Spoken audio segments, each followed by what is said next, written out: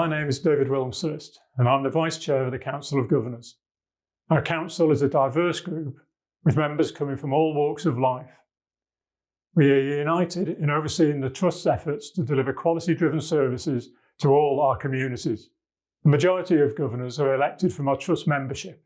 We also have 4 governors representing the different staff groups and partner governors from Bradford Council, Leeds University and Bradford University.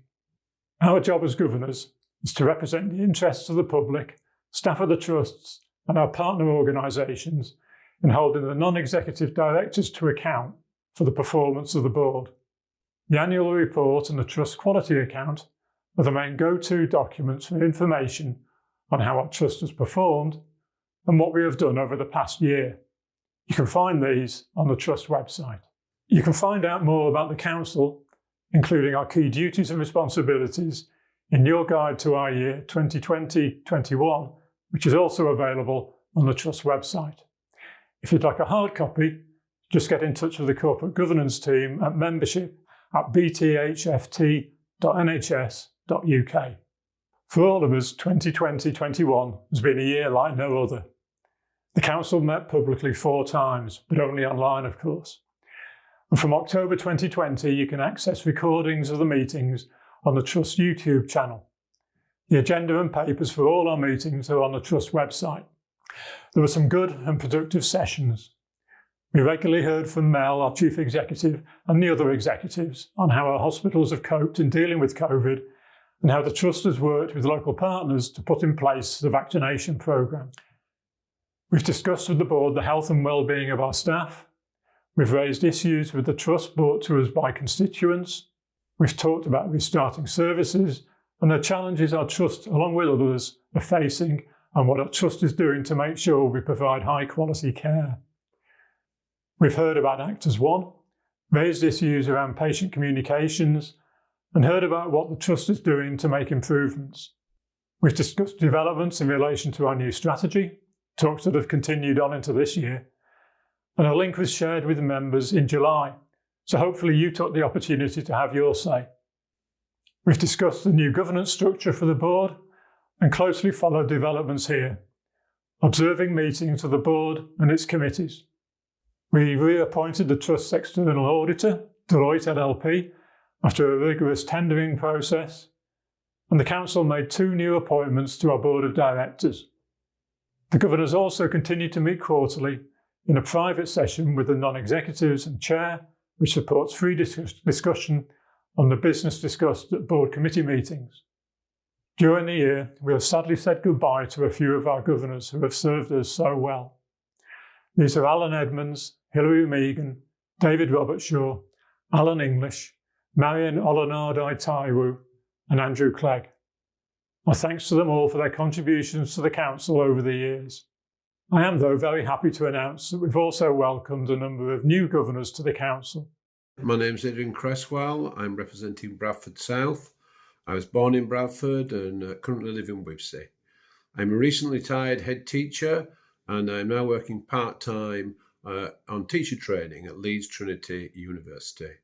I've become a governor to hopefully make a contribution to the continuous improvement of the institution where my mother trained and worked for over 40 years. Hi, my name's Caroline Chapman and I was recently appointed one of the public governors for the Shipley district. Personally, I'm really passionate about health, housing and inequality, and that's why I wanted to get involved as a governor.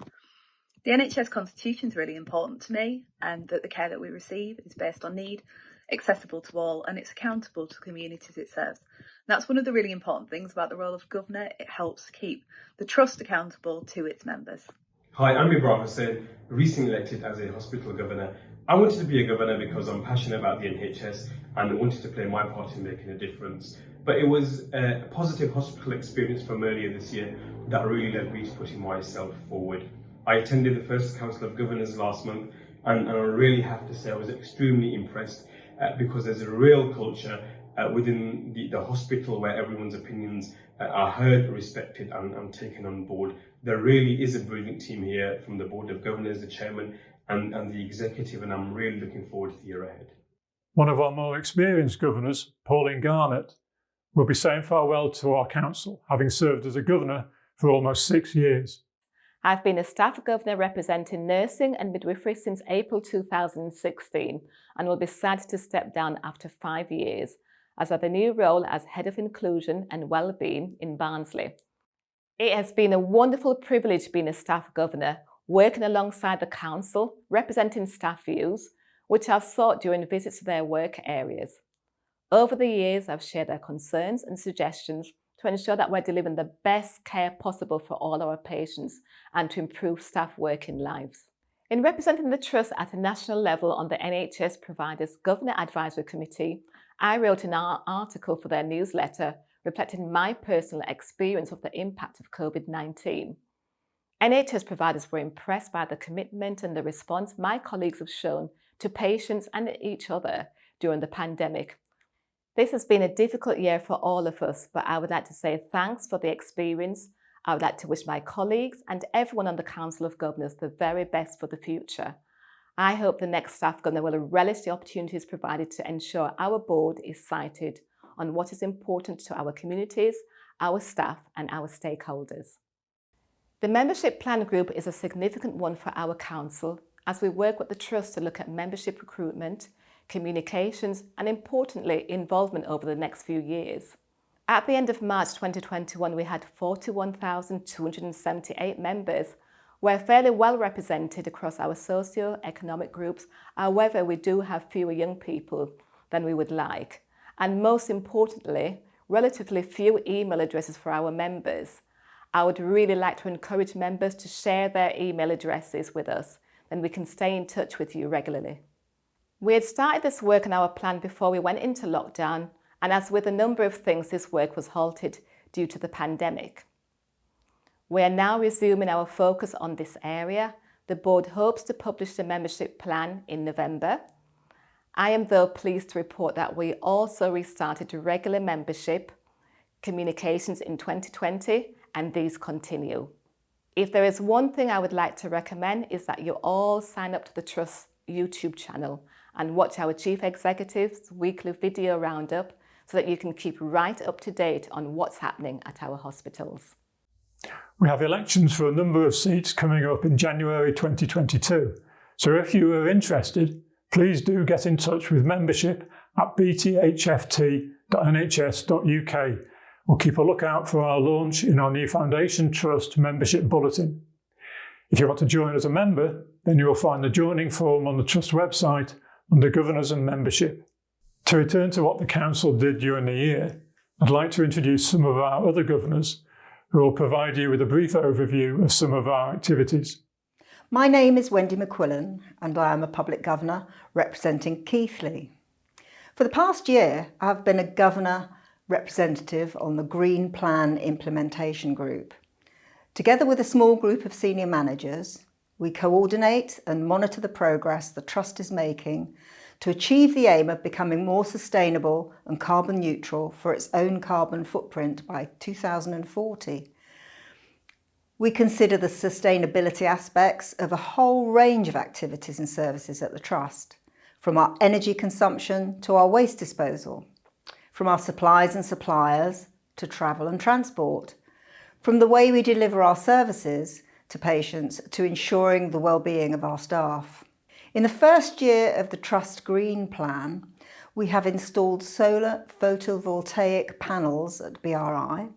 We are trialling a dedicated food waste collection to generate power.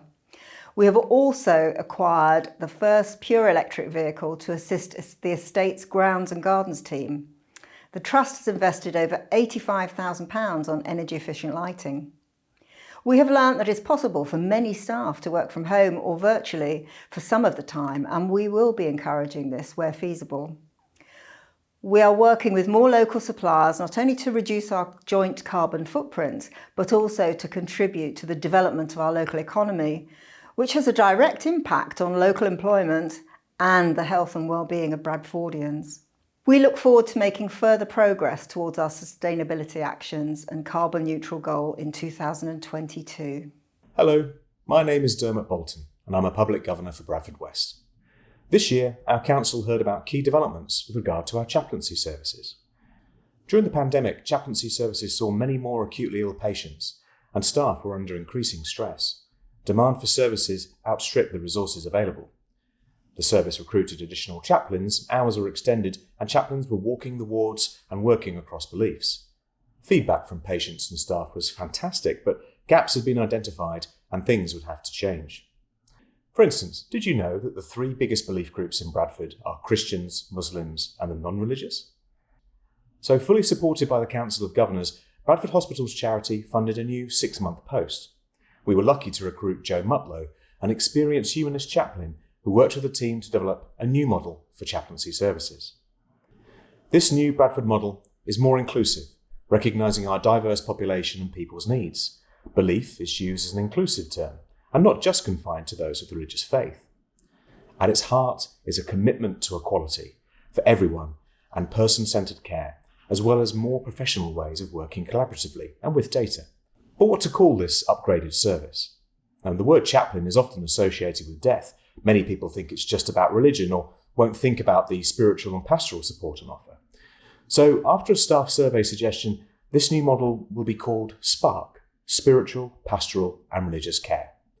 A service fit for the 21st century, inclusive of all religions and no religion, for all patients and staff that want someone to talk to in their time of need. The Governors and Nominations and Remuneration Committee, or the NRC, is a subcommittee of the Council which develops and presents recommendations on non-executive director appointments, reappointments and their pay. The NRC supports the Council in its statutory duty to appoint the non-executive members of the Board of Directors, and this includes the appointment of the Chair. During this year, we met 7 times. We covered new NED appointments and have also reviewed the NED and Chair appraisals process, job descriptions and their terms and conditions. In relation to appointments, we are pleased to have reappointed Barry Senior and John Prashar for a 2nd terms.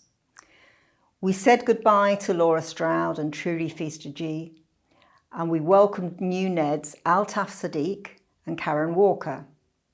The NRC is an important committee of the Council and has provided quarterly reports at our Council meetings during the year. The pandemic has prevented us delivering activities and focused programmes of work as we would normally have done. We did, though, deliver the annual members' meeting, annual general meeting, as a virtual meeting for the first time last September, and we are pleased that we attracted just over 500 views. Hopefully this number will be beaten this year. Whilst we are moving to having more meetings face-to-face, the Council and Trust will need to determine the balance between face-to-face and virtual meetings. During the year, we increased our communications to our members via emails, newsletters and bulletins, which I'm really pleased about. I hope that you have gained something from what you have received. I also want to mention that we are now routinely producing an easy-read version of the monthly newsletters and membership bulletins. Please let us know what you think. I'd like to take this opportunity to recognise our staff, our members and our communities. So many families here and across the country have gone through the pain of losing loved ones during this awful pandemic, despite the dedicated efforts of our staff. The Governor's deep sympathy goes to all of you who have been affected. Might I just make a plea for you to get vaccinated if you have not already done so, and to please wear a mask if you come to our hospitals. We still are receiving patients with COVID, people are still ending up in intensive care, and patients are still dying. As Governors, we represent you. Please do get in touch with your questions, your challenges, or your words of support for our Trust. We are keen to hear from you. Just contact us at governors@bthft.nhs.uk. Thank you.